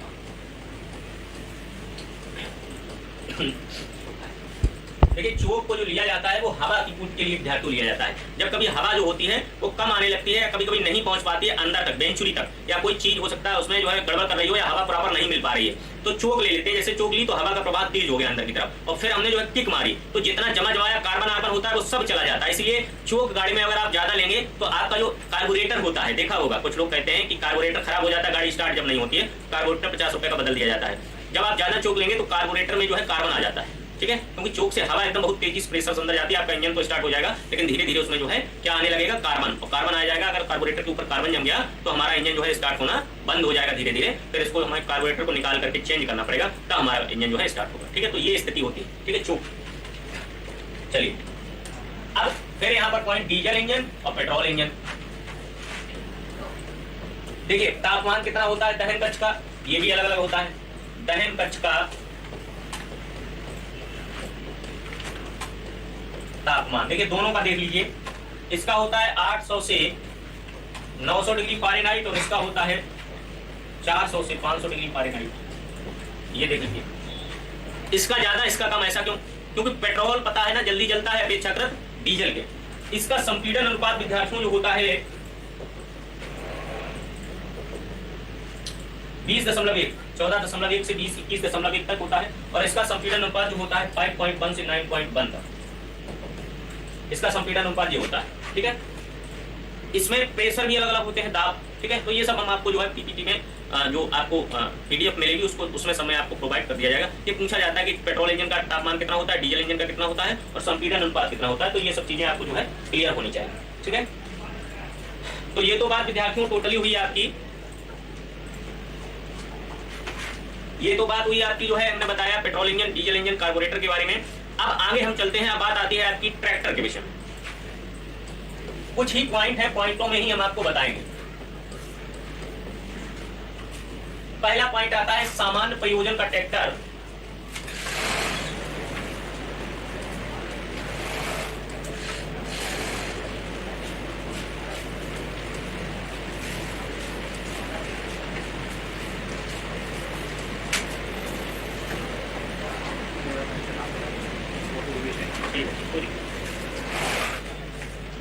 सामान्य प्रयोजन का ट्रैक्टर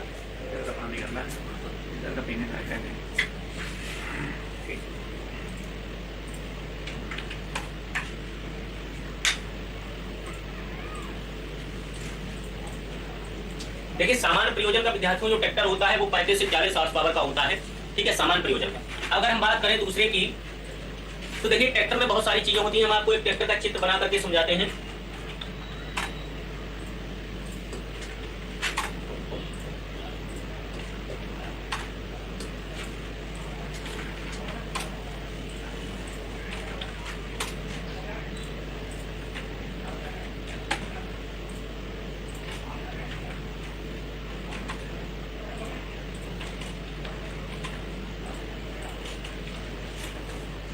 ये देखिए जॉन डियर है,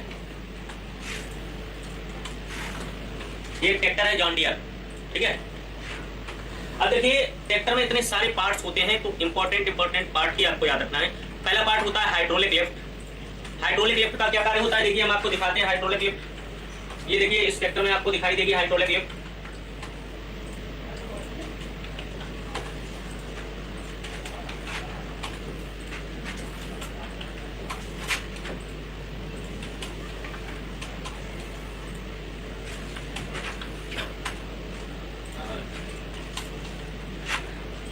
ये देखिए विद्यार्थियों हाइड्रोलिक लिफ्ट है ना, इसमें नीचे की तरफ, ये नीचे है, ऊपर में ये हिच है जो ऊपर है ना इसमें, ये देखिए दिख रहा है कि नहीं दिख रहा।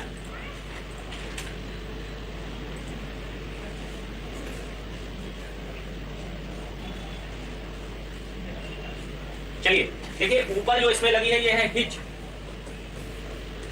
है ना। ये दो नीचे जो लगी होती है ये होती है हाइड्रोलिक लिफ्ट। ये कृषि यंत्रों को ऊपर उठाने और नीचे गिराने का काम करती है हाइड्रोलिक लिफ्ट, है ना। हिच कृषि यंत्रों को जोड़ने का काम करती है ना। ये पूछा जाता है हिच का क्या काम होता है कृषि यंत्रों को जोड़ने के लिए, हाइड्रोलिक लिफ्ट का काम क्या होता है ऊपर नीचे उठाने के लिए। इसी में विद्यार्थियों एक पीटीओ शाफ्ट अंदर लगी होती है, पीछे की तरफ क्या लगी होती है, पीटीओ शाफ्ट, है ना। अभी पीटीओ शाफ्ट हम आपको विशेष तौर से अलग से दिखा रहे हैं।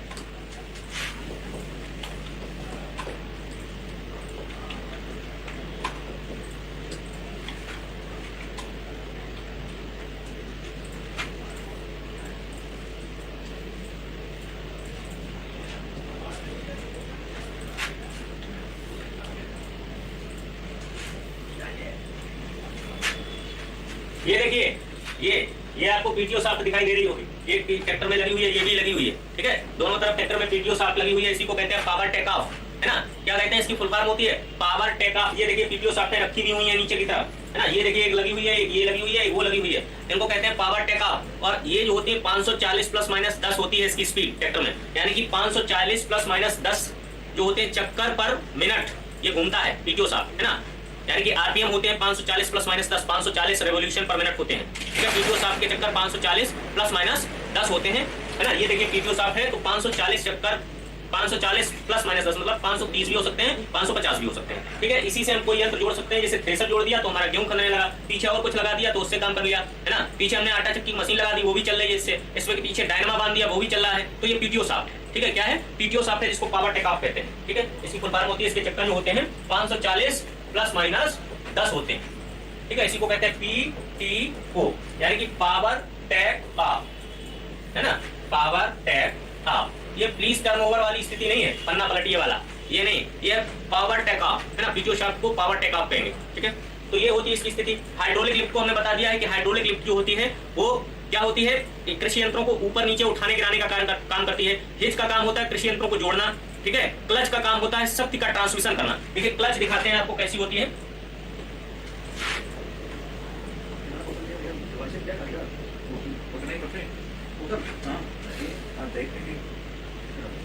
क्लच का काम विद्यार्थियों क्या होता है, ट्रांसमिशन ऑफ पावर, है ना। शक्ति को जो है ट्रांसमिट करने का काम करती है। जैसे आपने क्लच ले ली तो सारे गियर फ्री हो जाते हैं, फिर आपने पहला गियर लगाया तो शक्ति को फर्स्ट गियर में ट्रांसमिट करेगी, सेकंड लगाया तो सेकंड में ट्रांसमिट करेगी, थर्ड तो थर्ड, फोर्थ फोर्थ, यानी कि ट्रांसमिशन ऑफ पावर होता है, यानी कि शक्ति का प्रेषण होता है ना। क्लच क्या काम करती है, शक्ति का प्रेषण का काम करती है। देखिए ये आपकी क्लच बनी हुई है ना, ये क्लचें हैं, क्लच प्लेट। मोटरसाइकिल में आपने देखा होगा कभी कभी क्लच प्लेट खराब हो जाती है तो इसी को डलाया जाता है, इस तरीके से होती है क्लच प्लेट, ठीक है। तो ये क्या करती है, ट्रांसमिशन ऑफ पावर का काम इंजन में करती है ना, शक्ति का प्रेषण करती है। यानी कि पहला गियर लगाया, क्लच ले लिया, फिर दूसरा लगाया तो शक्ति को दूसरे गियर में प्रेषित कर दिया, ठीक है। अब ट्रैक्टर में डिफरेंशियल भी लगा होता है, विभेदक क्या लगा होता है, विभेदक। देखिए डिफरेंशियल के विषय में आपको बताते हैं, डिफरेंशियल कैसा ट्रैक्टर में होता है।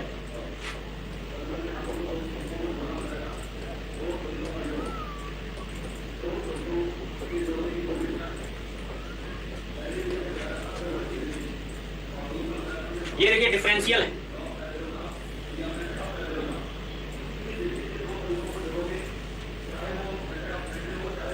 कोई बढ़िया सा इसका चित्र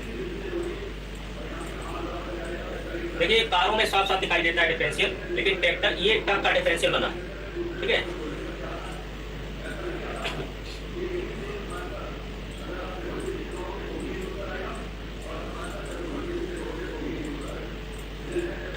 डिफरेंशियल विद्यार्थियों गियर बॉक्स से आई हुई एक रॉड होती है, ठीक है।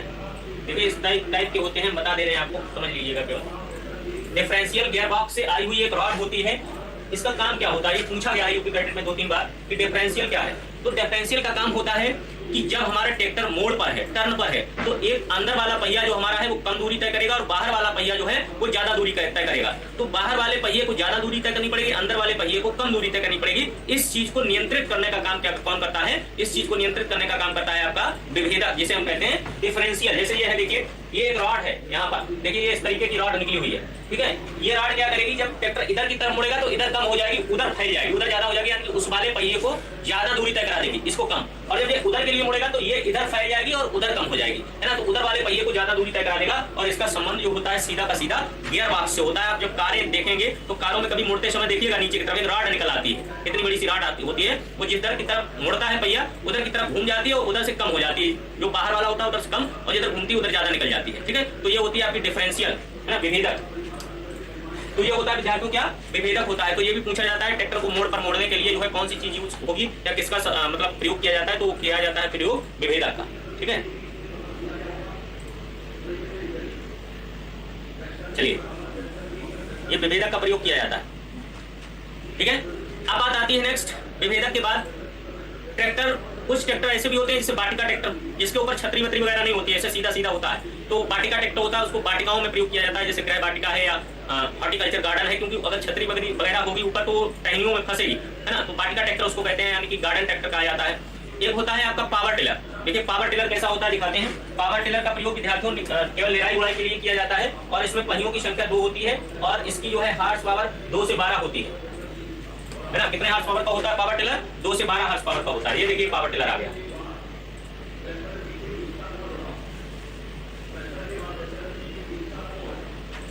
ले आइए इसे खरीद। देखिए कुछ फसलें ऐसी होती हैं जो बहुत दूर दूर बोई गई होती हैं, जैसे केला, है ना, हल्दी, अदरक, इनमें क्या करेंगे, दूर दूर बोई गई हैं तो अब खुरपी लेके तो हम चलेंगे नहीं घूमते हुए, यहाँ बीच में उसकी निराई गुड़ाई करें। इसको हमने पकड़ा और उनके बीच में जो जगह है उसमें लेके चलेंगे। इसके आगे जो है यहाँ पर देखिए ये ब्लेड्स लगे हुए हैं, है ना। ये ब्लेड्स क्या करेंगे, देखिए पहियों की संख्या 2 है, एक इधर है एक इधर है, और ये क्या करेंगे, ये पूरे खरपतवार को वहीं पर काटते हुए चले जाएंगे, हम पकड़ते हुए चले जाएंगे इसे, ठीक है। पकड़े पीछे रहे और चला गया सीधा खट खट खट, मतलब खरपतवार को जो है काटता चला जाता है, ठीक है। इसमें 2 से 12 हार्स पावर की शक्ति होती है। ये 2 से 12 हार्स पावर के पावर टिलर